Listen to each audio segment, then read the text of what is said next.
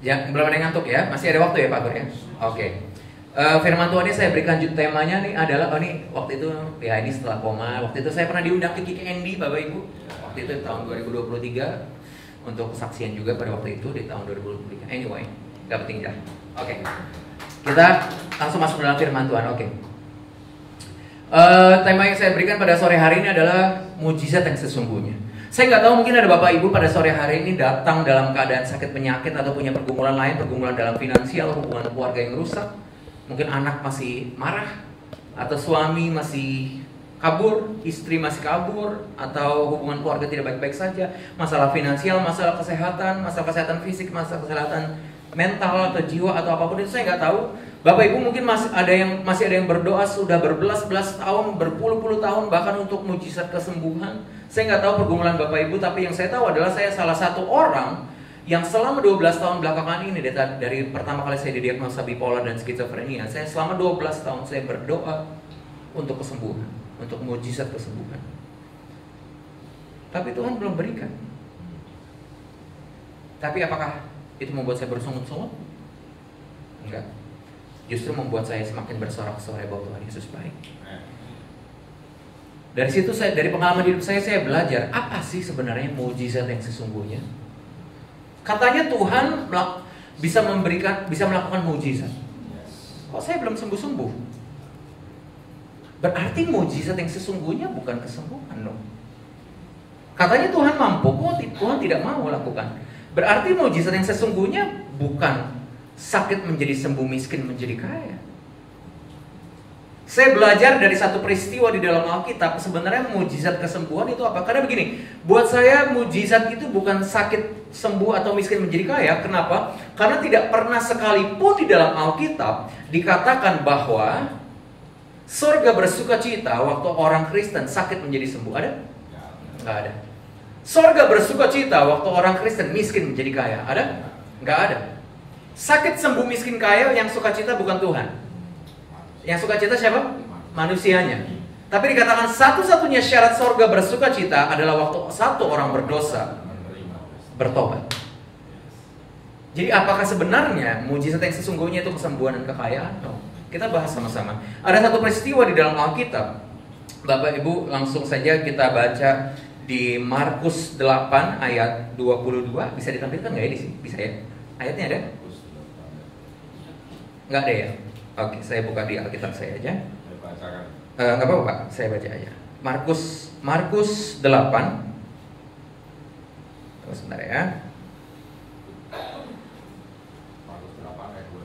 Ya, Markus 8 ayat 22 ini adalah peristiwa waktu itu Tuhan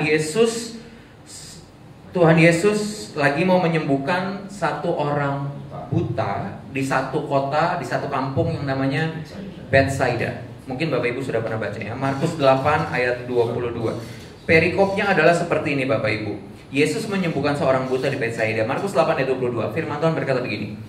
Ayat 22. Kemudian tibalah Yesus dan murid-muridnya di Bethsaida. Di situ orang membawa kepada Yesus seorang buta dan mereka memohon kepada Yesus supaya Yesus menjamah orang buta tersebut. Yesus memegang tangan orang buta itu dan membawa dia keluar kampung. Garis bawahi keluar kampung. Perhatikan. Lalu ia garis bawahi meludahi mata orang itu dan meletakkan tangannya atasnya dan bertanya, "Sudahkah kau lihat sesuatu?" Lalu orang yang buta itu memandang ke depan lalu berkata, "Aku melihat orang sih, tapi belum jelas." Kenapa? Karena mereka berjalan-jalan tapi tampak seperti pohon.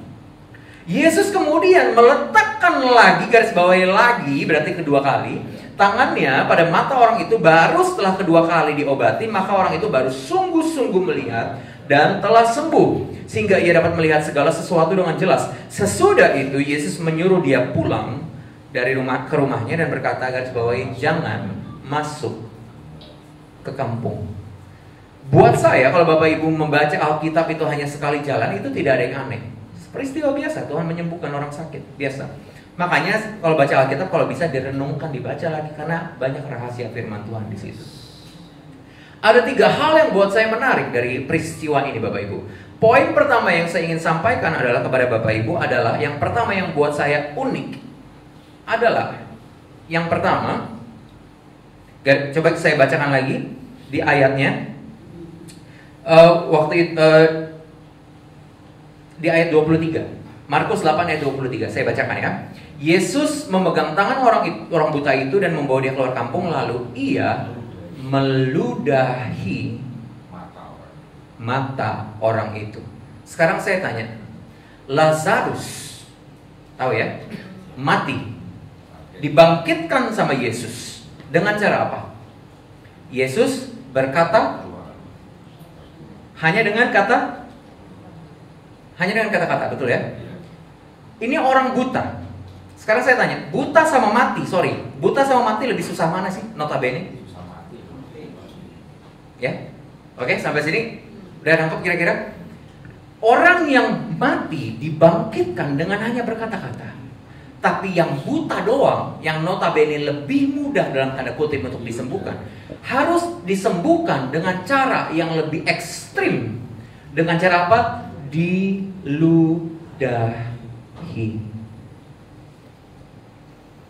Bisa nggak Yesus menyembuhkan orang buta hanya dengan berkata-kata? Bisa. Lalu kenapa harus diludahi?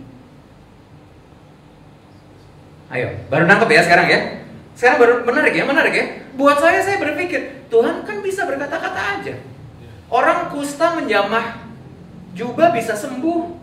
Berkata-kata orang mati bangkit. Kenapa orang buta yang notabene lebih gampang dari orang mati seperti Lazarus disembuhkan oleh Tuhan dengan diludahi? Coba bayangkan Bapak Ibu, saya nggak tahu di gereja mana, karismatik Protestan atau apa. Kalau di karismatik biasanya kita ada altar call.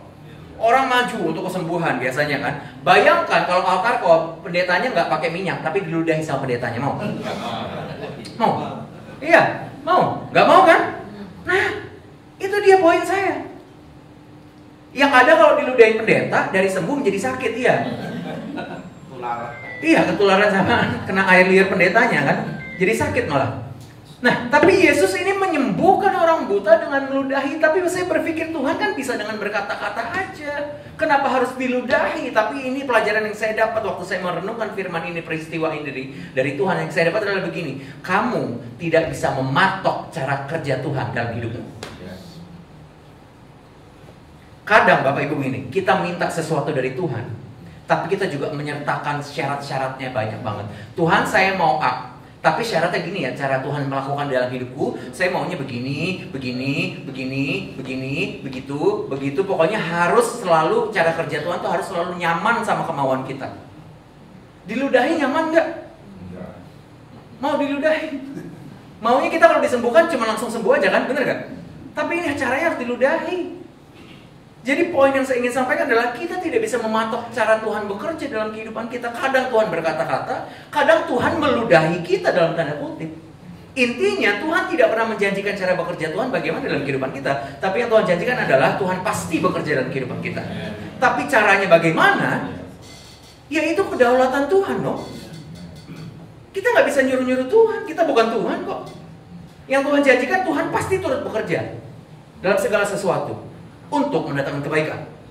Tapi cara bekerjanya gimana ya terserah Tuhan. Kita cuma bisa pasrah. Tuhan mau ludahin kita dalam tanda kutip ya. Tuhan mau meludahi kita dengan cara yang tidak nyaman dalam hidup kita, mengusik ke comfort zone kita, atau cara yang nyaman, ya itu terserah Tuhan. Jangan ngatur-ngatur Tuhan, Pak Bu.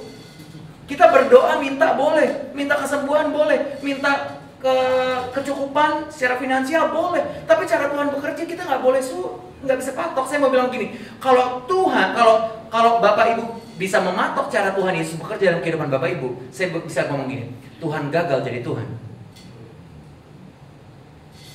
Kalau Bapak Ibu bisa nebak cara Tuhan bekerja dalam kehidupan Bapak Ibu, artinya Tuhan gagal jadi Tuhan. Karena firman Tuhan bilang begini, cara Tuhan bukan cara kita, jalan Tuhan bukan jalan kita, cara pikir Tuhan bukan cara pikir kita. Kalau kita bisa sampai menyelami cara pikir Tuhan, artinya Tuhan gagal jadi Tuhan. Artinya kita gak bakal bisa matok cara kerja Tuhan. Mau diludahin kayak, mau dengan kata-kata, dengan cara nyaman. Intinya gini, cara Tuhan bekerja mau nyaman gak nyaman, enak gak enak, kita pasrah aja, berserah. Makanya kadang tidak nyaman, tapi selalu aman. Aman kenapa? Karena Tuhan menjanjikan Dia pasti bekerja dalam kehidupan kita. Caranya gimana? Terserah Tuhan. Mau berserah? Amin. Mau diludahi? Iya, amin dong. Katanya mau berserah, diludahi nggak mau. Berarti cuma lip service nih jemaat di sini nih. Iya, cara Tuhan bekerja, mau enak gak enak kita serah Tuhan, mau nyaman gak nyaman kita serah Tuhan. Tapi yang pasti Tuhan pasti bekerja dalam kehidupan Bapak Ibu. Asal Tuhan yang meludahi, nggak apa-apa ya Bu ya, benar nggak? Betul, nih tepuk tangan untuk ibunya dong. Nih. Ini baru namanya berserah. Tuhan mau dengan cara yang diludahin atau dalam tanda kutip tidak enak, ya terserah Tuhan, siap. Nggak nyaman, terserah Tuhan. Kalau nyaman, itu bonus. Benar ya? Oke, berarti poin pertama adalah kita tidak bisa mematok cara Tuhan bekerja dalam kehidupan kita. Formulanya nggak ada. Itu poin pertama. Menarik ya? Dan yang buat saya poin menarik yang kedua dalam peristiwa ini adalah begini Bapak Ibu. Yang tadi cara Tuhan bekerja. Yang kedua adalah begini. Kita sama-sama baca di ayat 23. Yesus memegang tangan orang buta itu dan membawa dia keluar kampung. Oke. Itu poin ketiga, sorry. Kita poin 2 dulu. Kita poin 2 dulu ya. Poin kedua dulu. Di ayat yang kedua, ayat yang 23 bilang begini. Ia meludahi, lalu Yesus meludahi mata orang itu dan meletakkan tangan di atasnya, bertanya, sudahkah kau lihat sesuatu? Tadi kita baca, langsung sembuh gak? Enggak, orang itu bilang, udah bisa melihat sih Tuhan, tapi belum jelas, karena saya ngelihat orang itu seperti pohon.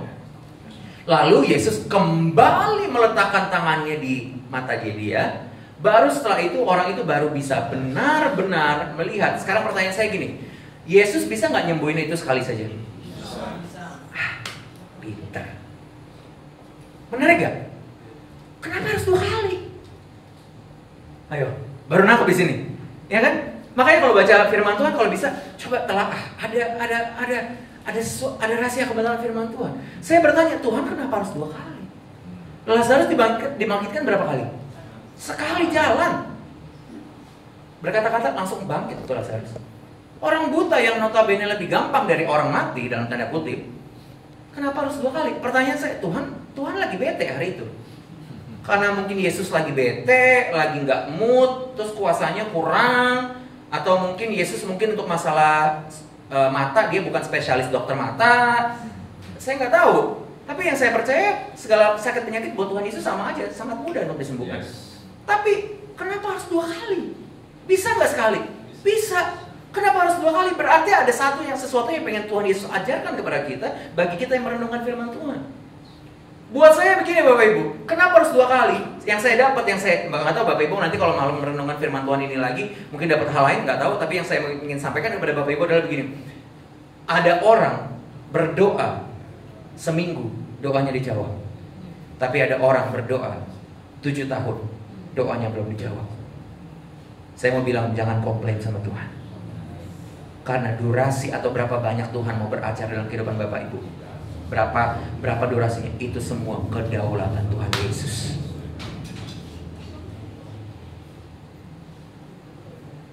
Amin. Orang mati dibangkitkan hanya sekali. Orang buta harus 2 kali. Orang buta harusnya bisa komplain nggak? Bisa. Tuhan, kok saya udah diludahin, terus harus 2 kali. Ini Tuhan kurang sakti apa gimana? Bisa komplain gak harusnya? Bisa. Kita juga dong bisa komplain. Tuhan, si itu kok 7 hari udah dijawab, saya 7 tahun belum dijawab-jawab. Bisa komplain gak? Bisa. Tapi orang ini memilih untuk tidak komplain. Saya belajar kita juga gak punya hak untuk komplain kepada Tuhan. Karena durasi atau berapa lama, berapa kali Tuhan mau beracara, berproses dalam kehidupan kita, itu semuanya kedaulatan Tuhan Yesus.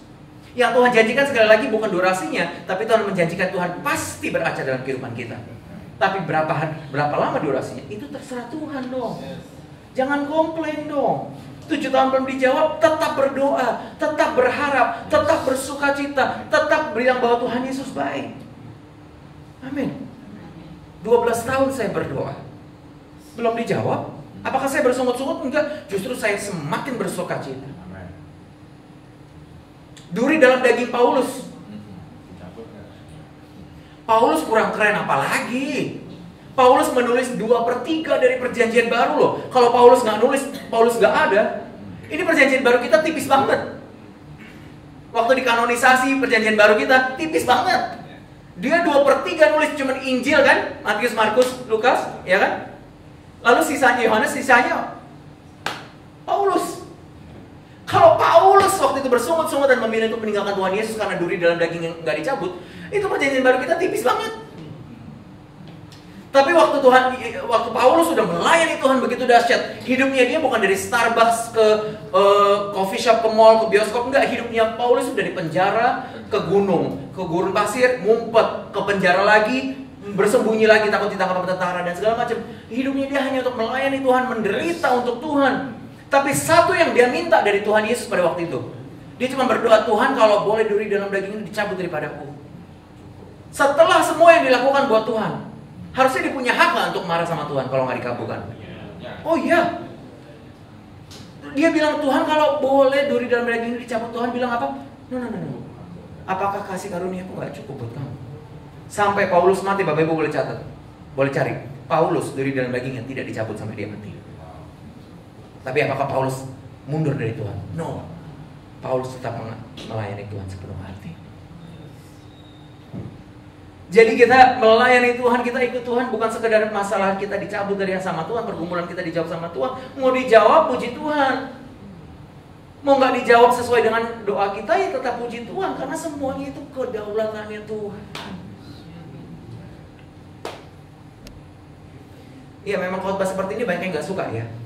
Iya, kebanyakan kalau jemaat orang kecil lebih suka berkat, kesembuhan, kekayaan. Itu banyak laris pendeta kayak gitu panggilan. Undangan pendeta kayak gitu laris ya. Tapi mohon maaf, saya tidak suka menyampaikan berkat, saya tidak suka menyampaikan kesembuhan. Walaupun saya masih berdoa untuk kesembuhan, saya tidak suka menyampaikan kekayaan. Semuanya itu Tuhan bisa berikan. Silakan baca aja. Tapi buat saya harus menyampaikan kebenaran firman Tuhan. Dan ini adalah kebenaran firman Tuhan yang sesungguhnya. Buat Tuhan tidak menjanjikan segalanya itu. Kalau iya dijawab seperti itu, puji Tuhan. Dijawab cepat, puji Tuhan dong.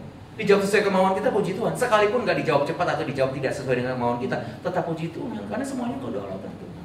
Bukankah kasih karuniaku udah cukup buat kamu? Nggak cukup nih Tuhan Yesus mati di kayu salib buat kita selamat, nggak cukup. Harus sembuh dulu baru kita bersyukur. Harus kaya dulu baru kita bersyukur. No. Kita sembuh kaya itu bonus. Tapi sekalipun kita nggak kaya, kita nggak sembuh, kita harus ingat bahwa Dia udah mati di kayu salib untuk memberikan kita keselamatan. Itu udah cukup buat kita bersyukur. Amin. Iya dong. Mohon maaf, ini khotbahnya agak keras ya memangnya. Nggak tahu ini cocok nggak sama jemaat di sini ya. Tapi itulah kebenaran firman Tuhan, Pak, Bu. Itu yang kedua. Yang pertama tadi, cara Tuhan bekerja nggak bisa dipatok formulanya. Yang kedua, durasi atau berapa kali Tuhan bekerja dalam kehidupan kita tidak bisa kita tentukan. Semuanya itu kedaulatan Tuhan. Maka dari itu kesimpulannya adalah jangan pernah bandingkan hidupmu dengan kehidupan orang lain. Karena prosesnya dia dan proses kita berbeda. Tujuan hidupnya dia, tujuan hidup kita juga berbeda. Ya. Bayangkan piano dan drum itu saling iri-irian. Piano itu memberikan nada. Drum itu memberikan ketukan. Bayangkan kalau drum ingin memberikan nada, gak bisa. Piano ingin memberikan ketukan, gak bisa. Dia memberikan nada. Drum memberikan ketukan. Jadi semuanya, yang mana lebih penting? Dua-duanya penting. Karena punya fungsi yang berbeda. Cara membuat drum berbeda. Cara membuat piano berbeda. Gak mungkin piano, kalau piano bisa ngomong, dia akan komplain, Tuhan cara aku kok gak enak, kok cara drum lebih gampang dibuatnya. No, karena fungsimu berbeda. Tujuan hidupmu berbeda. Terus drum kalau bisa komplain, Tuhan lebih enak jadi piano. No. Ini adalah bagianmu karena fungsimu berbeda dengan piano.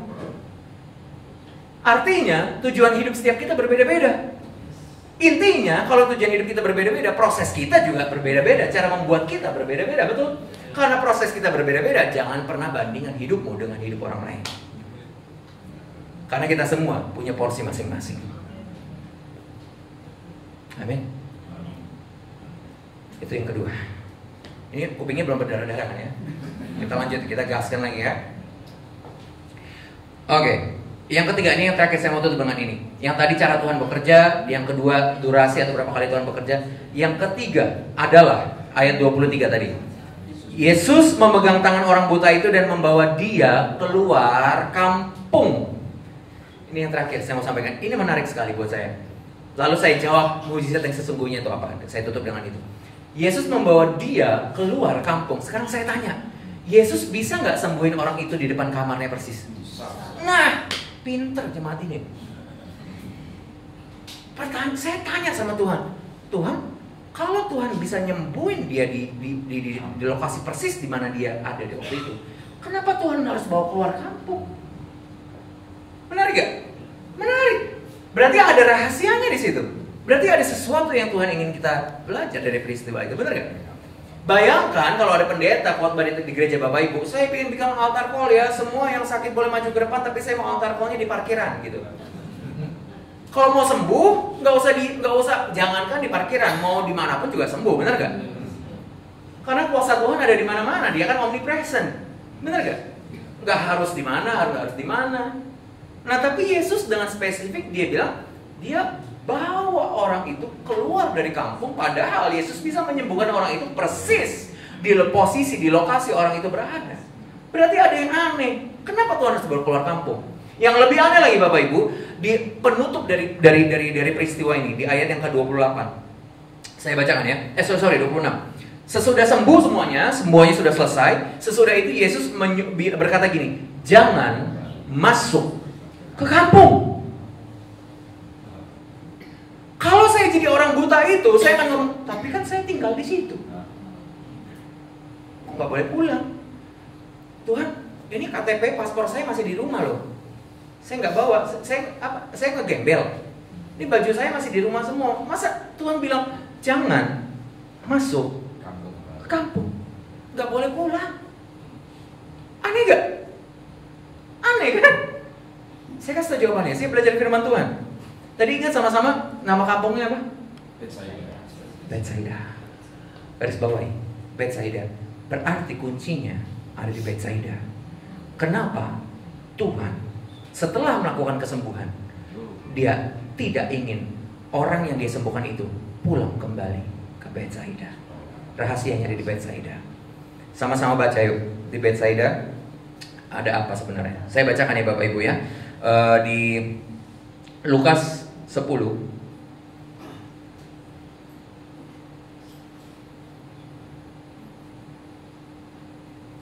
ayat 13. Saya bacakan ya. Lukas 10 ayat yang ke-13 saya bacakan. Yesus, perikopnya begini, Yesus mengecam beberapa kota. Mengecam loh, mengecam. Lukas 10 ayat 13 bilang begini firman Tuhan, celakalah engkau Korazim, celakalah engkau Betsaida, which is itu kampungnya orang tadi, betul ya?